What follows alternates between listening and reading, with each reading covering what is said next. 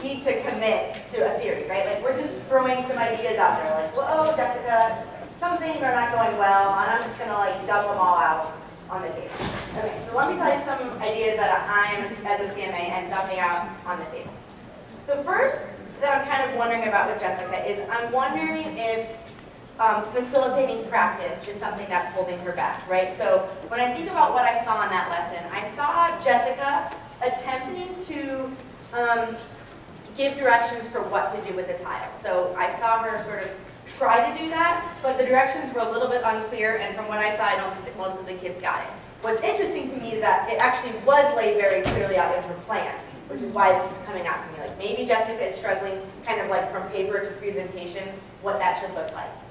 What's another one that someone pulled out? Yeah, Sarah. I was actually wondering, thinking about her interview material before this, is she able to clearly present the content to her students in a way that they're going to be able to practice? Like, has she set that up? And so I know that wasn't a part of the clip, but thinking about, was there a step before she was trying to manage that practice, where actually students just don't even know what the content is and where they're driving to and how they're then going to be interacting during student practice? Okay, so what Jessica said is like, I'm just wondering, which is kind of like what this step is for, like what happened in interview material? We didn't see it. So to be honest, that's not something that I listed, but I think that's why co-investigation has that word co, right? Like we would want to include, hey Jessica, like I wasn't there for INM, well how did that go? Like did it break down there? Jessica's just going to know that, and I think we just need to acknowledge as CMAs and as managers of CMAs that the teacher's actually going to have a lot of information that we don't have because they're there the whole time. Okay, so Sarah had intro. Yes, what's your name? Amy. Hi. Hi. I said implement the practice time saving procedures also because like there's a lot of time with the passing out of tiles. And, like I had like during one of my observation notes, like teacher was counting. I don't know why competition was even had it, we didn't have it, never have it. Like there could have been a procedure there that would have made that. And maybe she did have it planned out. Yeah. Actually execute on it. Yeah. So, and I think that would be a really good. I'm going to come back to that too at the end of this observation because I think what she said is like time-saving procedures and like passing materials out, and I think that could be something that we insert as a tip maybe, or if it was a brief that we could do. Let me list one more that I had for this person actually too.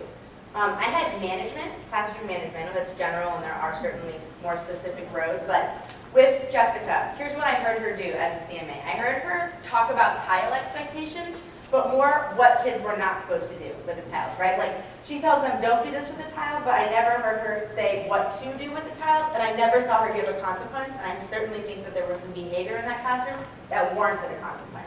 And so she sort of lost control during that part of the lesson, and I'm kind of throwing that idea on the table. And the last thing that I had was investment.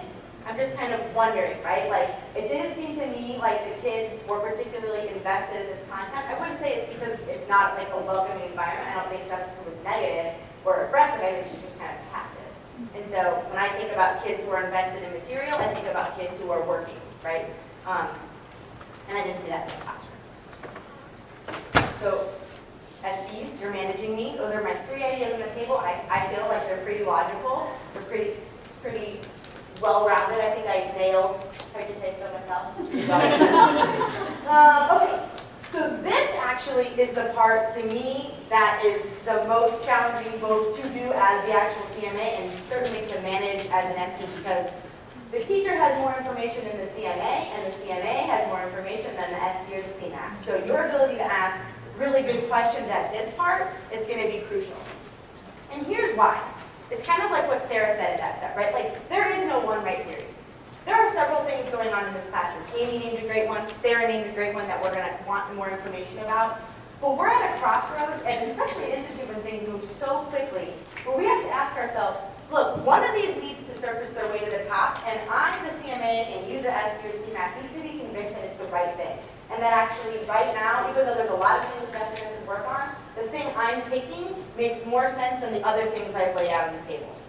So let's walk through the continued example of this one. I'm going to sort of share what I picked. I'm going with classroom management. And here's why. Well, first of all, I feel like I saw that definitely breaking down during independent practice in this lesson. And as a result, the student learning definitely did not happen. And Jessica, I think primarily, not only did she not clarify the expectations, but she did not follow through with consequences. Let me explain why I'm picking this as opposed to the other two, because I feel like when I said investment, a lot of people were like, yes, right? So why I'm prioritizing management over actually both of these things is the exact same reason. And again, this is my theory. Jessica might give me information in our conversation that makes me go back to something else I had at the table. Right now, from what I observed in this classroom, which is a snippet, I'm not convinced that Jessica can actually hold the attention of her classroom to either give them directions to facilitate practice or to invest them.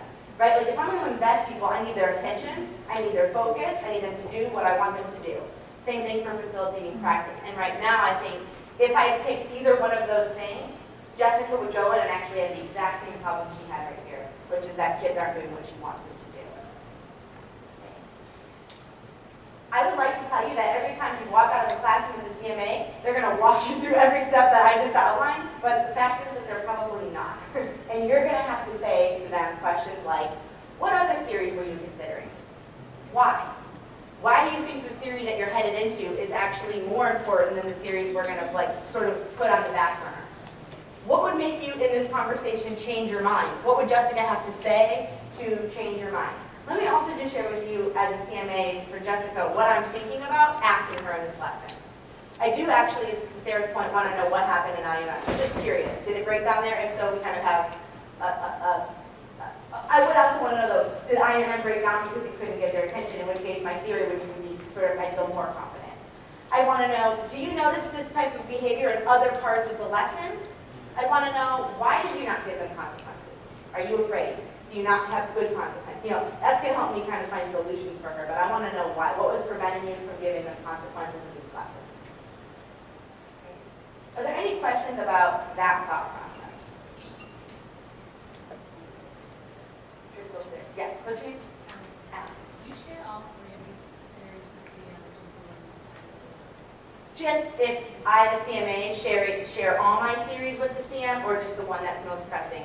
Sarah's going to talk a little bit more about this in the next part when she talks about communicating, but for me personally, I think it depends on the information I get from Jessica with how much I share, right? Like I don't want to overwhelm her with like, here's 3 things actually that are